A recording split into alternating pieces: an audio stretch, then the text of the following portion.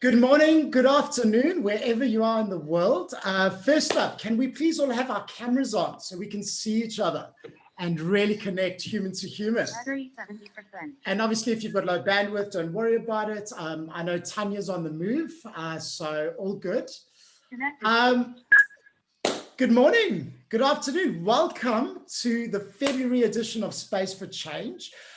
Please, everybody, jump into the chat right now. We'd love to hear your name and where you're dialing in from today in the universe. So just write your name and give us the city where you're at in the chat box. So we've got Alan in Sydney, Pooja in Sydney, Vera in Melbourne.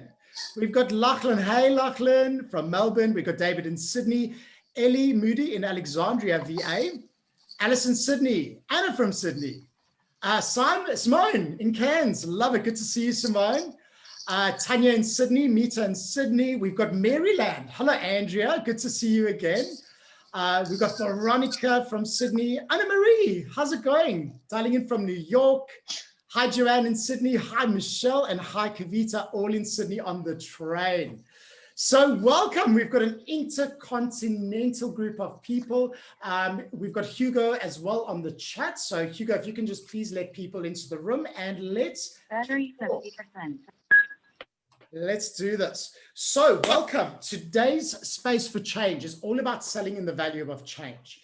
And for those of you who don't know me, my name's Andrew. And I co-founded Earth to Mars with Hugo, who you'll see chatting to you guys in the chat. And yeah, I guess why I've got so much energy today is because I've got the best job in the world.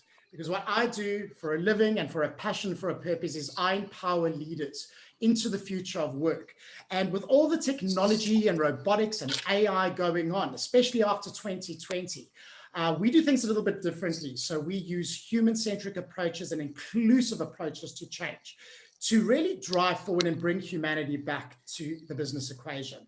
And that's really what gets me up. And I think as a change practitioner myself, I think change is one of the most important skill sets in this day and age as we move into this hyper-connected world. So thank you for showing up. I'd like to hand over to Christina, my partner in crime. Christina, introduce yourself and say hi. Hi, everyone. I'm Christina. So I am an Aussie based in New York City. I am change management, workplace strategy, people-loving person. I have a hand-on-heart approach in everything I do with every client in every single situation. And Andrew and I are so aligned in our approach, in our belief that putting humans and humanity in the center is really going to help to drive not only great business outcomes, but it's really going to drive help and shift humanity into where we need to get so we can, coexist successfully together.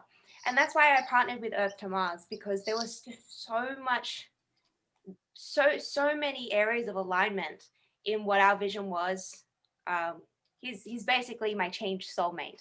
So I'm so happy to be here with you guys.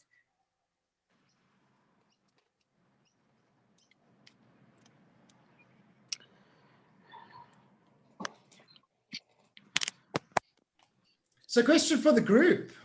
Let's jump into the chat and ask you guys, why is facilitating change management so important now more than ever before in the history of time?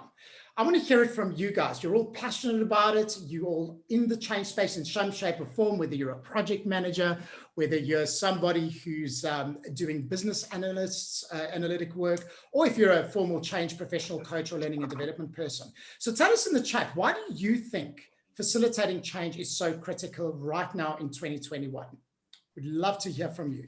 Lachlan said there's a lot of big shifts in the workplace and life in general. Who would agree with that comment? Yeah. Hell of a lot of shifts. Change is changing. Businesses are changing. The way we work, love, and play is changing. So absolutely great.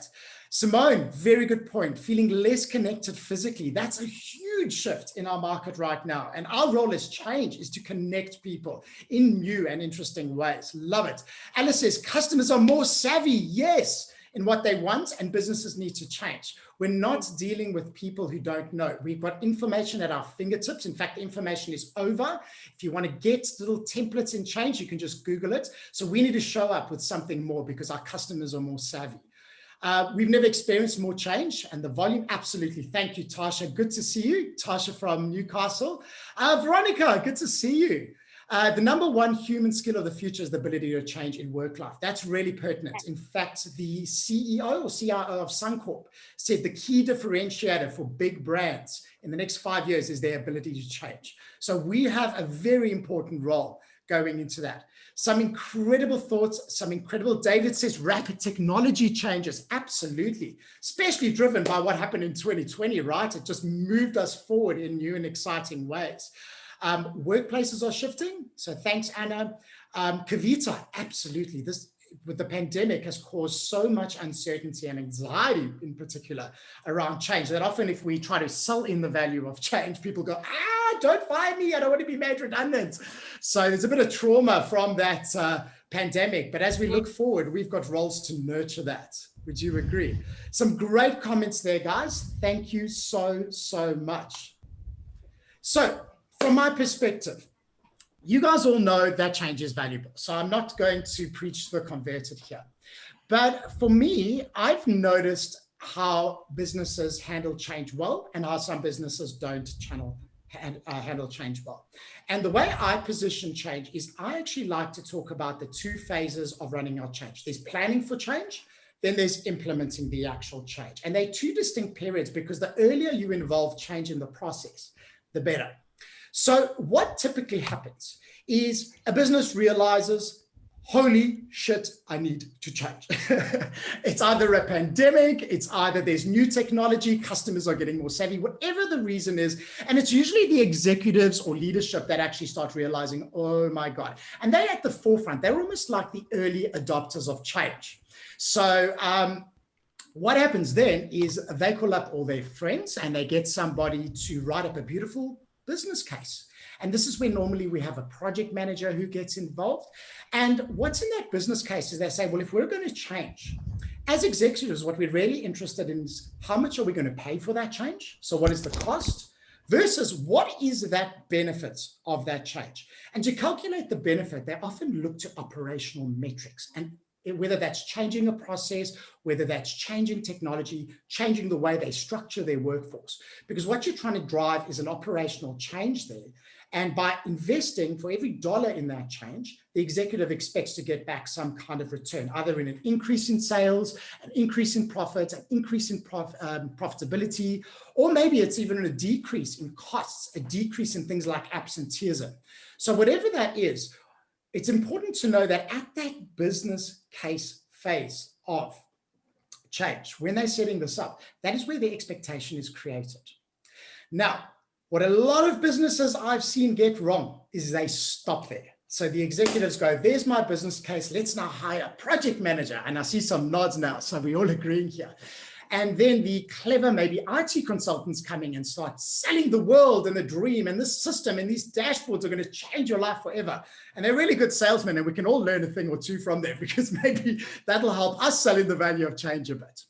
And then what happens is they roll out the change and the project manager does the benefits realization, compares it to the cost, and it's just the most underwhelming experience for sponsors of change because they look at it and they go, how come I spent millions on this new system or millions on this culture program or millions on this workplace reform project, and I'm not seeing my sales go up like you promised me, clever IT consultant.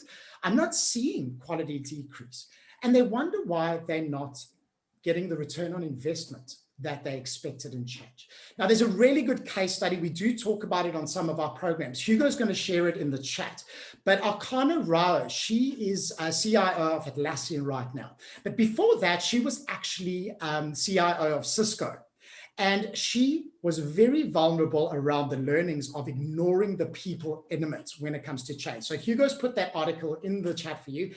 Have a read because I loved how vulnerable she showed up afterwards and interviewed and shared that one of the biggest errors, she assumed that because there's Cisco, because they're all IT savvy, we don't need to worry about our people adopting systems and new processes. So just roll out the new systems and let it happen. And they lost millions and millions and millions, not of just dollars, but good people in their workforce that they disengaged and went to competitors. So have a read and have a check it out. So this is how I like to position it, is that we've got to go deeper. And this is why change managers, we need to start positioning ourselves upfront in the planning phase, or as early as possible. Because in order to change the way a business operates, everything is underpinned. Unless you are a 100% robotic workforce, which we're not there, and I don't think we'll ever get to that ever, unless it's very specific niche businesses. But we need people on the job to change. And we all know some people love change, some people resist change, some people, one day they love it, next day they hate it, but we need them to show up in new and different ways. And in order to do that, we need to go a level down. And we need a plan to ensure that we're embedding new skills, new mindsets, new processes to follow. So every change brings up a new skill set. And in order to get somebody to learn that new skill set, we've got to sell that into the business. So we need to engage them. We need to explain why we're changing, what we're changing, what is not changing, when we're changing, and really engage them and immerse them in the change. Because if we do that properly and get this chain reaction right, when we start measuring the benefit of change, magic happens. And what happens is, if we get the engagement right, the comms, the engagements, the demos, anything we design in that implementation of change, people will show up in learning, not asking, why the hell am I here? People will show up wanting to learn and are more likely to get that competency. And if they're more likely to get that competency, bam, they're more likely to show up differently on the job and apply those skills and adopt that technology or that new change or that new process. And then after a few months, if we measure it, we see a massive, massive increase or decrease in some of those operational values. And when you convert that for your sponsors, you get a much better return on investment for that program. So people are happy, executives are happy, and everyone in the project looks good if we align this chain reaction. Does that make sense? Thumbs up if you think that's cool. Awesome. Both a thumbs up. Awesome. Fantastic. Christina, over to you. So that sounds logical, right? So what I'd like to ask everyone is to pop it in the chat. What are some of the barriers that you have encountered when you're selling the value of change? So pop that in the chat. Let's have a talk about some of those. What are some of your barriers? What have you encountered? What are the roadblocks or the speed bumps that you have encountered when selling the value of change? So pushback on costs. Yes, yes, yes. And to me, that tells me they don't understand the value of it, right? If they're pushing back on costs. Change fatigue, that's a huge one, especially now in the world with so much changing, with so much currently up in the air. Change fatigue is a huge, huge barrier. Fear of losing resources. No one wants to lose their talent, right? So that fear can actually become a barrier for implementing a change that could help to actually mitigate that and make our talent force even stronger. Wrong sponsorship.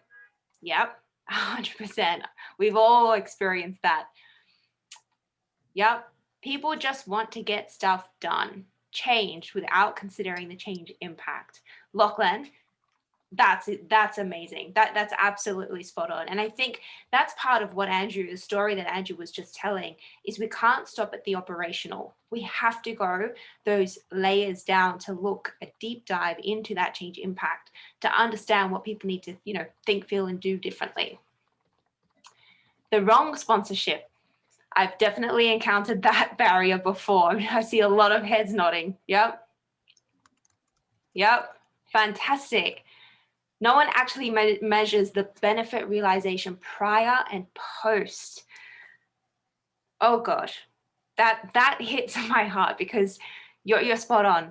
You're spot on. How can we actually, how can we talk about the benefit realization if it's not a priority, right, to staff? And that does become a big barrier when it comes to selling change, because how do you know what's worked in the past? And they often ask for those case studies for those benefits realized previously as well. Resource capacity, capability to be involved, proposing what I know will help, and having the client cut the scope because they don't want to pay for it. Ellie, yes, Absolutely, Ellie. Yeah, exactly. Andrew and I are both like, "Ah." That's a huge barrier. That is a huge barrier. Michael, not enough understanding of what is change management, yes, and why it's needed internally in the team and externally. That is probably one of the biggest barriers that we can get, is because no one knows who we are, what we're doing here, and why we keep trying to talk to them. Lack of time, resources. Yes. Alice, thank you. Yes. Narelle, they want the outcome but resistant to cost, resources, either upfront or during the project. They cut costs and timeline from the change. Yes. As Andrew outlined, that full process is necessary. And when we've got a timeline that's cut, it becomes an instant barrier. How are we going to accomplish? How are we going to make sure we're doing our due diligence on all of those areas? Helping people who didn't ask for it. Lovely. We've got so much. Thank you so much for providing all those. There are so many barriers. Let me just call that out. There are so many barriers to selling the value of change. But I've got a really neat video that I'd like to show you. Maestro, take it away.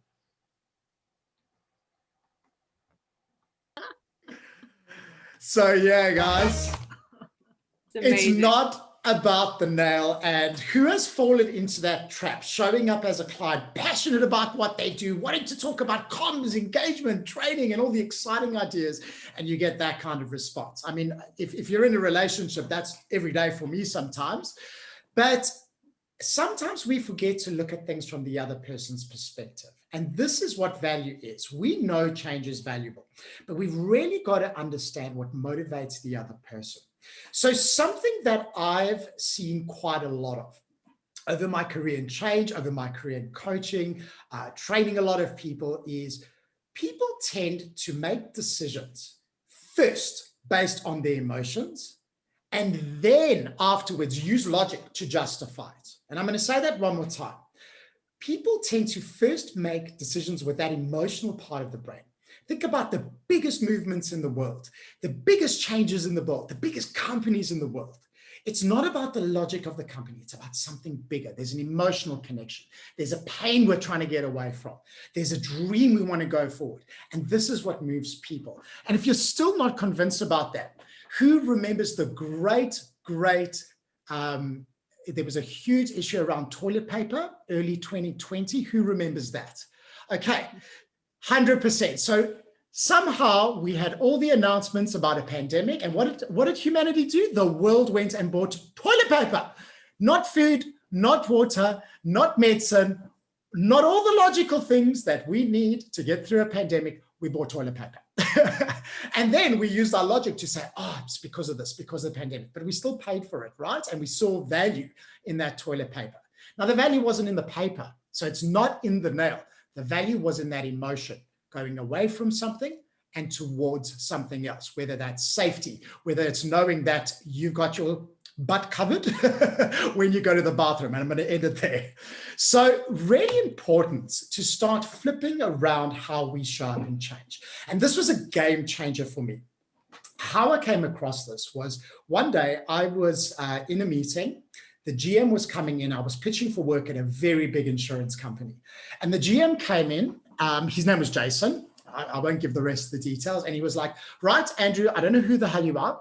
I'm a GM. I don't know what the hell change management is. You've got 5 minutes to convince me what you do and why I should buy it. And a part of me was so tempted to use my right brain, which is the red brain, or my left brain rather. The red brain, we're all good at this. So I'm not going to spend a lot of time telling you, pitch this tool, look at this technology, here's a good methodology, because that's stuff we can learn and that's the stuff we do to deliver and the logical side. But we've got to understand that people have a red part of our brain. And it's quite a simplistic view, but it's a powerful view. This is the part that analyzes things, looks for logics, facts. It's interested in methodologies, tools, all that kind of stuff, certificates, all those things, and tick boxes and checklists. Now, the problem with this is if we try to sell in the value of change, focusing solely on that or leading with that, we engage that stakeholder or the person we're talking to, we start engaging their red brain. And guess what? They're going to criticize. They're going to go, no, I need more facts. I need more details. I need more this. I don't see the value. Bam, bam, bam, bam, bam. And it's a really important thing. And I was very tempted in this session with that GM to do it. But because I felt proverbially I had some kind of a gun to my head and I had to answer, for the first time in my life, I tried something new. I thought, let me quickly see it from his perspective. He's a GM. He's concerned about his team, disruption to his operational metrics. And I thought, let me talk about the emotional parts. And the emotional part is what we call the green brain. The green brain responds to intuition, to feelings, to emotions, but very powerfully to wants and needs. And if you remember the toilet paper pandemic issue of 2020, the green brain works fast. It makes decisions quickly. It makes decisions on guts, and then engages the red brain for logic. So when I was talking to this GM, I just said to him, you know what? I know you're frustrated. I can see right now you're frustrated with this change, and I don't blame you, because you know what? This means a lot for your team. It means extra work. It means your metrics are going to have a bit of a lull. But guess what? That's what I do. I help make sure your people are taken care of and looked over so that you still get those operational metrics. So we minimize the disruption to your business and maximize the results once this change is over. How does that sound? And he was like, tell me more. And that 5-minute conversation turned into a 30-minute conversation, and I was working there the next day. Now, interesting story, but really the message is lead with the green brain. Lead with what's important emotionally to that person, instead of trying to lead with, I'm a change manager, look at all the stuff I'm doing, this is the logic, let me show you some spreadsheets. Yes, those are important. I'm not saying they're not, but if you lead with the green brain, you open up the door, and then people want to hear the logic to justify the change. Does that make sense? Awesome. So, Christina, over to you. Great. So how do we lead with the green brain? That is the question. So the green brain has only 2 motivators. The first motivator is getting away from the pain.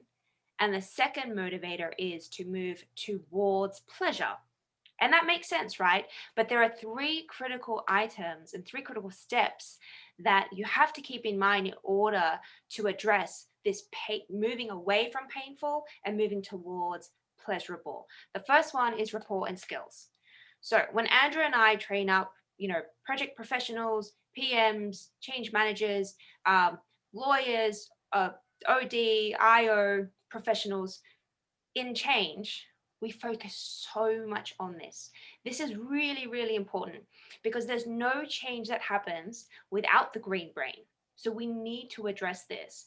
And when I talk about rapport and trust, I'm not talking about, hey, how's the weather? Is it snowing over there? How many inches did you get?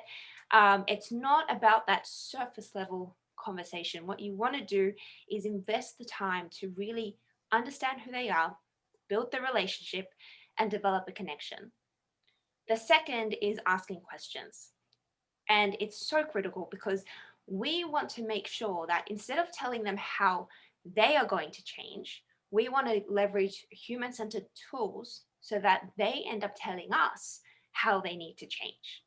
And that is incredibly powerful because that way they're starting to own it, right? It's come out of their mouth. It's their words. So we need to ask questions. And we do that in a very human-centered way. The third is to listen. It's such a great shortcut or hack or whatever you want to call it to listen for those stimuli that pushes them and that causes them pain, and then the stimuli that actually causes them the pleasure, right? So listen for those clues, because once you understand your stakeholders' motivations, we can then utilize 2 hacks that we're going to show you today to how we can help you sell the value of change. So ultimately, we're moving from general buy-in and towards ownership. So let's jump to our first hack. Number 1. The first hack is a marketing reframe tool. So we start with, that problem when insert painful challenge? I help solve that. That is the hack. Again, remember, we're using the green brain.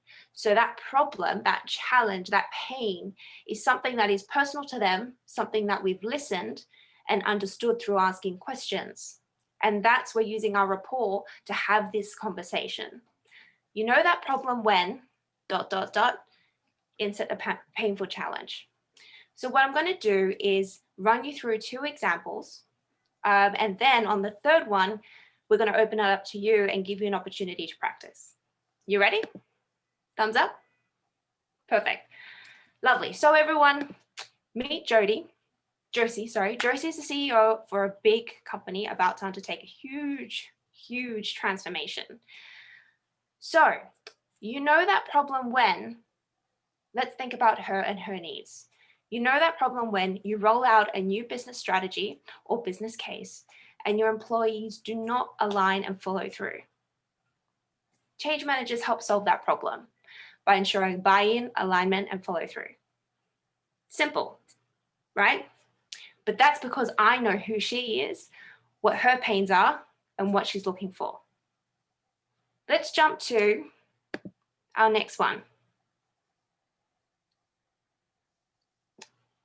Everyone, meet Prashant, the CIO for a big company about to undertake huge transformation. Now remember, he's a CIO, so he has different priorities to what other people in the organization have. So through building rapport, through listening, through asking questions, I can say to him, you know that problem when you design, build, and launch that new flashy technology or workplace and nobody adopts it. Change managers help ensure adoption through adequate communication, engagement, training, and post-go live comms support. Is it starting to make sense? Can I get some thumbs up? Yep. Love it. Love it. Yes.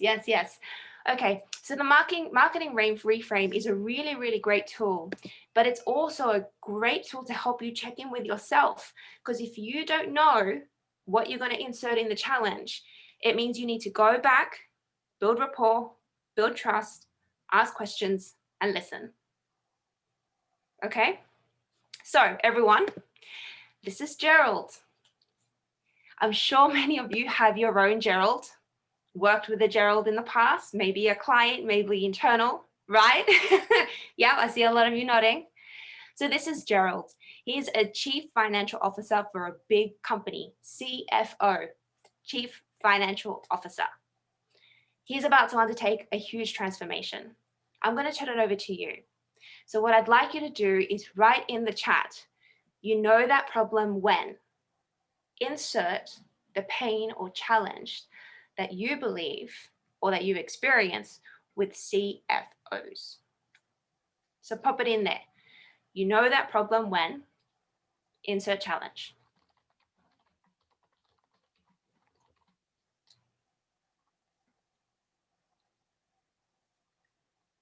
Yeah, it's starting to come through. Fantastic.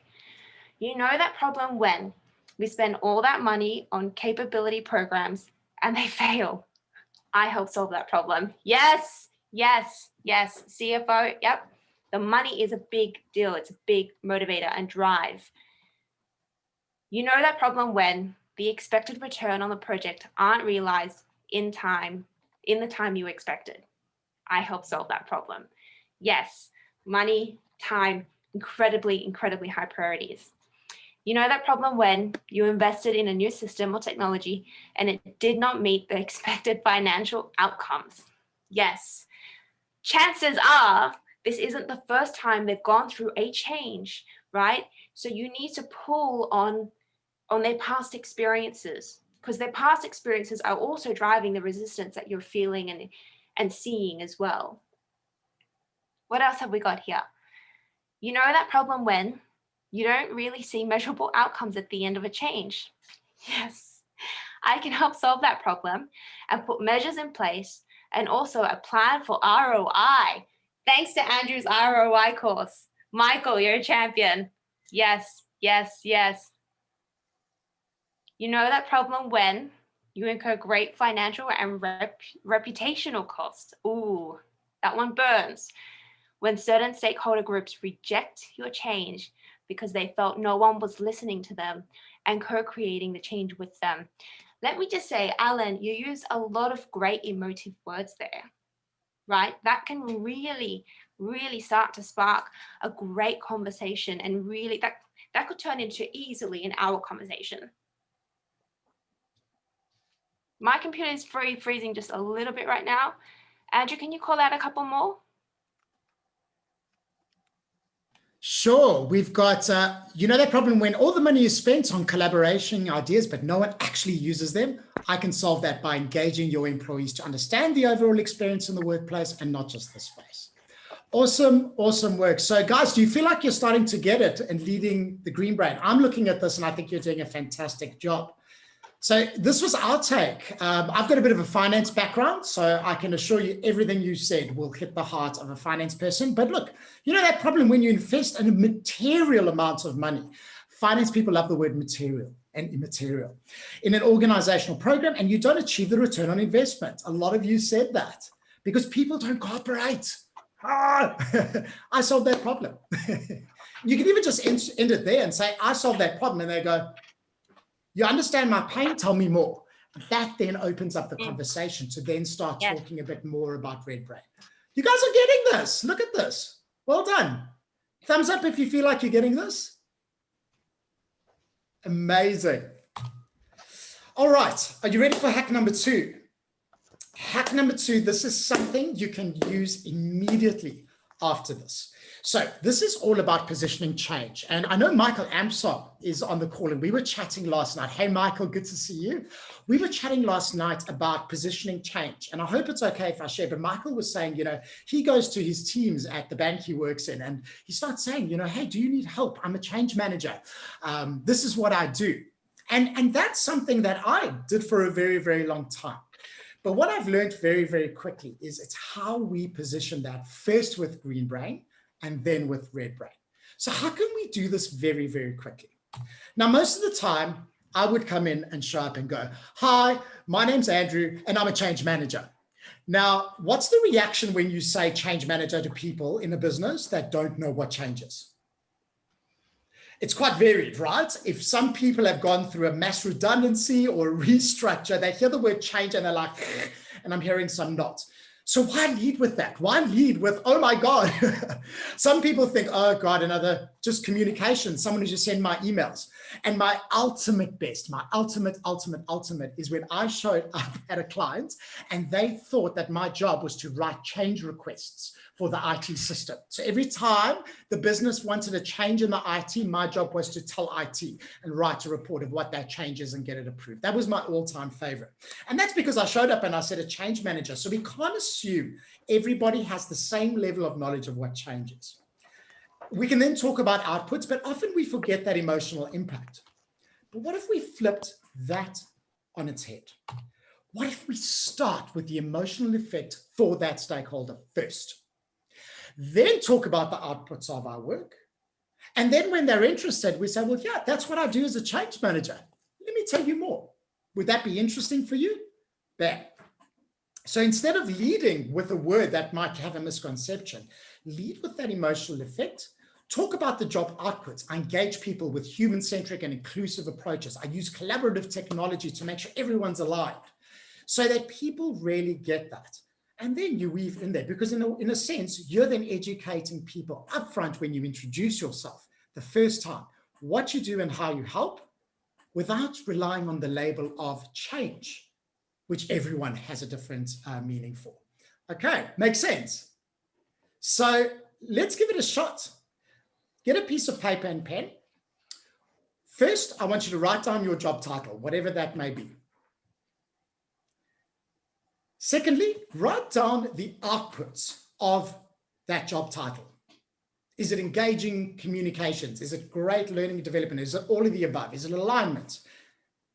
And then think about the emotional impact that you have on the people you work with when you roll out change. 1, 2, and 3. And guys, all you then need to do is flip that on its head.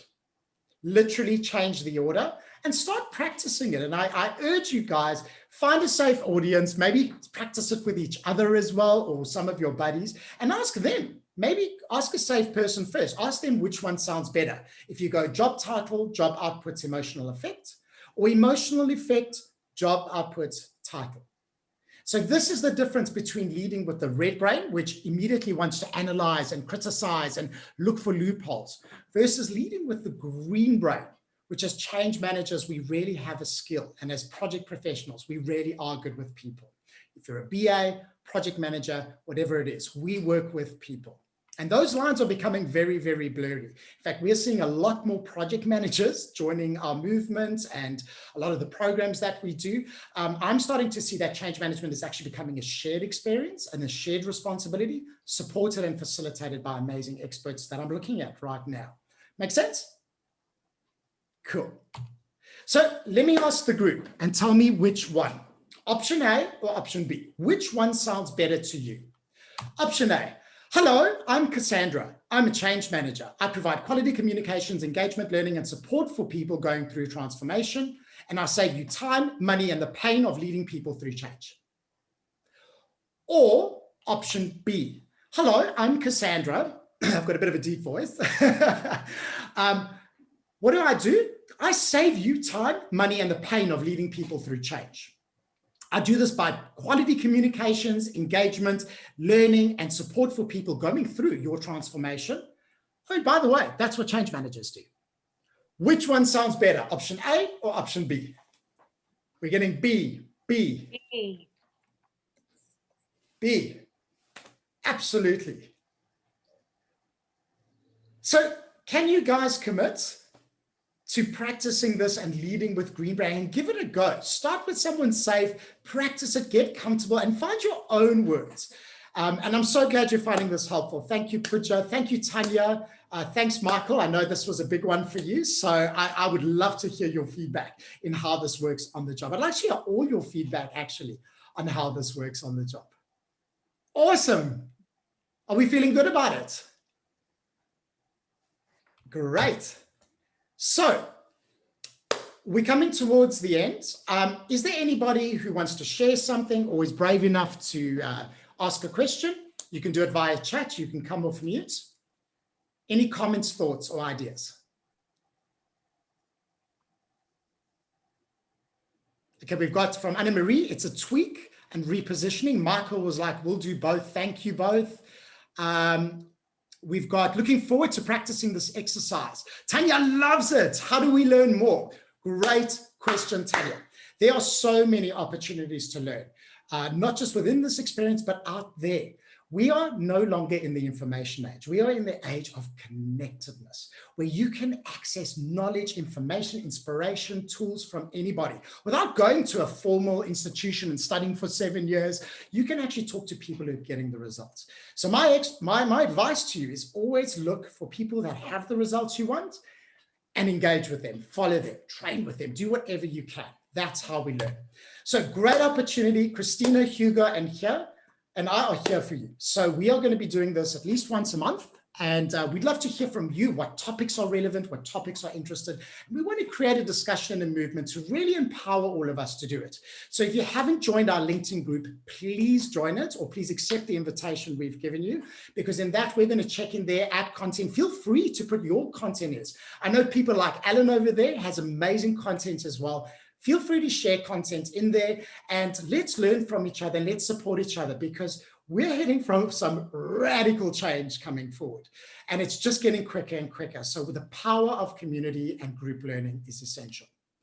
The second thing is, if you would like to, if you love continuous learning like we do and want to empower yourself and upgrade some of those change skills into more human-centric approaches and inclusive ways of doing change, either remotely or face-to-face, pop your email address in the chat and let's have a chat and explore some of our flagship programs. They're kicking off from about the end of February and they roll through into March. This is both in America, headed by Christina, and obviously Australia, headed by me. But also if you're not from any of those two continents, we can also make a plan. We do have online access, or if you don't mind working with timelines, we'll make a plan for you. So pop your email in the chat if you'd like to hear more, and let's talk about it. And of course, guys, we love your feedback. So Hugo is going to put a link on the feedback in the chat and also email you immediately. Tell us how we did. Tell us what we can improve. But most importantly, please share with us what topics, what problems, what issues are coming up that you would love to hear next time. We're looking to do the next one in March, and we'd love to